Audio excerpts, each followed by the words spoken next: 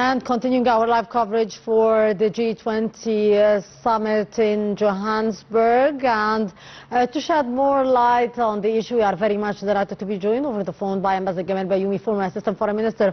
Ambassador Bayoumi, good evening, sir. Good evening. How are you? How are you, sir? Always a pleasure.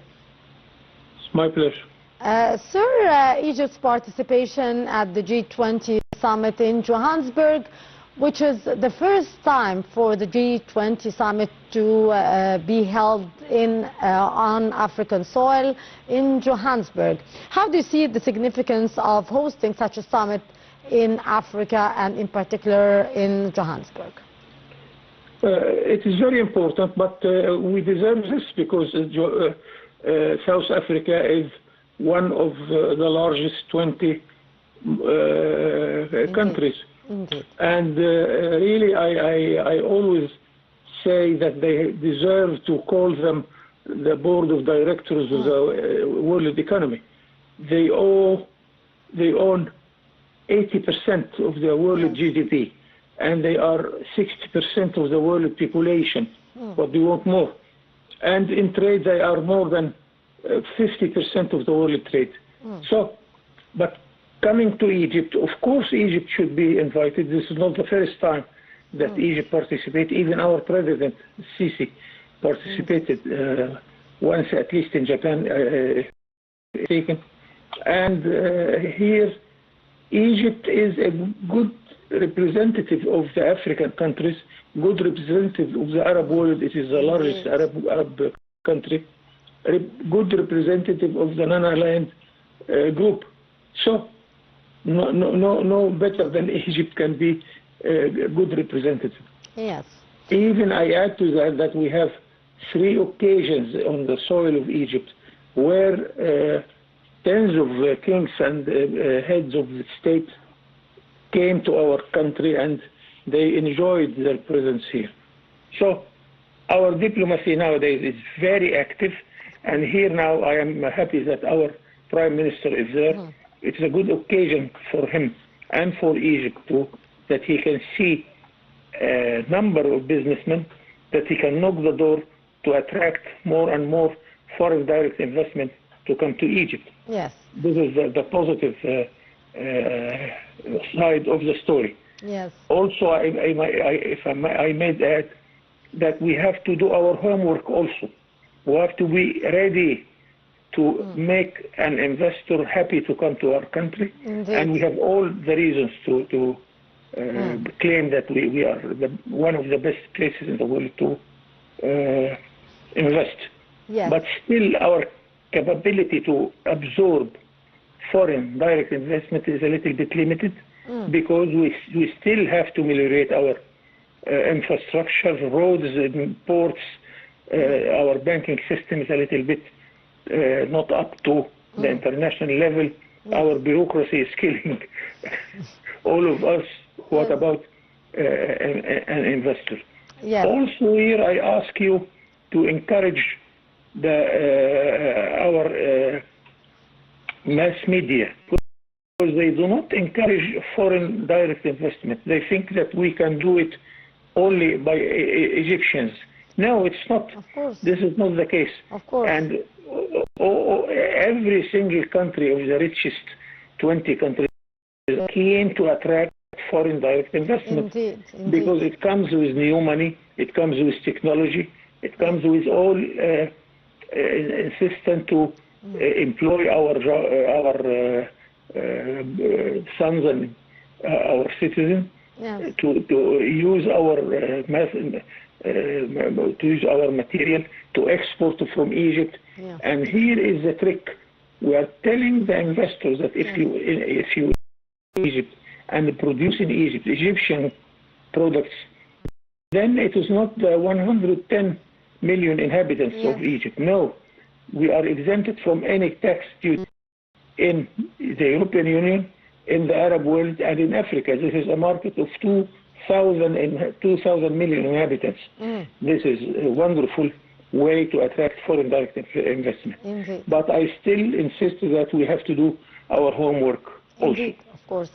Mr. Ambassador, we have to mention here, and before talking about the speech by the Prime Minister during his participation at the G20 summit on behalf of President Abdel Fattah al-Sisi, the Prime Minister did take advantage of this, and he held many meetings with more than 40 heads of companies and representatives of many companies in order to increase the level of cooperation between Egypt and South Africa.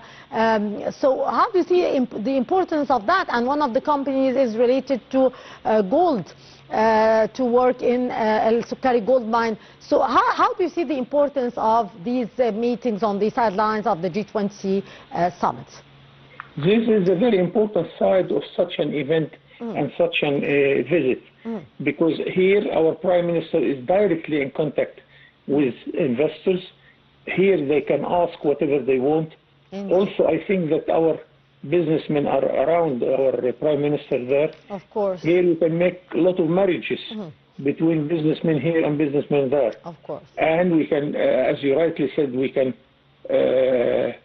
succeed to attract this very important thing of the gold mines here, because we have an old gold mine since Tutankhamun. Yes, indeed. We are proud of this mosque, which is made of full gold.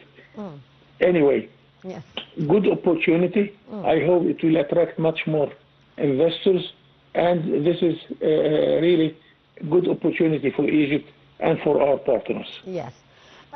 Back to the Prime Minister's speech before the G20 summit earlier today on behalf of President Sisi.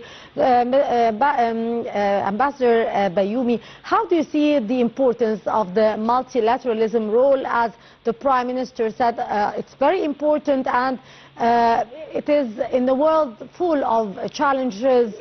How do you see the importance of multilateralism role? This is very important also, because we are playing on several tracks. The international, within the bodies of the United Nations itself, whether it is the political United Nations General Assembly of the Security Council, and it comes now to the Economic Organization of the United Nations, UNIDO and World Trade Organization, and so on. Yes. Coming to the regional activity, we are very active. We are members in the Arab Free Trade Area. We have a large Arab Free Trade Area. Indeed. It's going not bad at all. Now, according to the initiative of our President Sharm el-Sheikh, he called on Africa in order to unify the sub-regional, to make it one big regional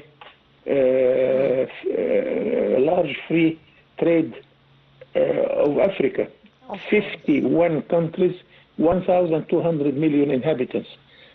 Also, we are member with the European Union, which is the agreement since 2001, and it came into force 2004. And since then, our exports to Europe increased by 4 times. It's wonderful, really. Also, the exports of Europe to Egypt is doubled since then. A few years ago, when our president visited Brussels, they said that Egypt is exporting to Europe much more than it exports to United States of America, Russia, together. What a wonderful occasion also that we are using this regional relation between Egypt.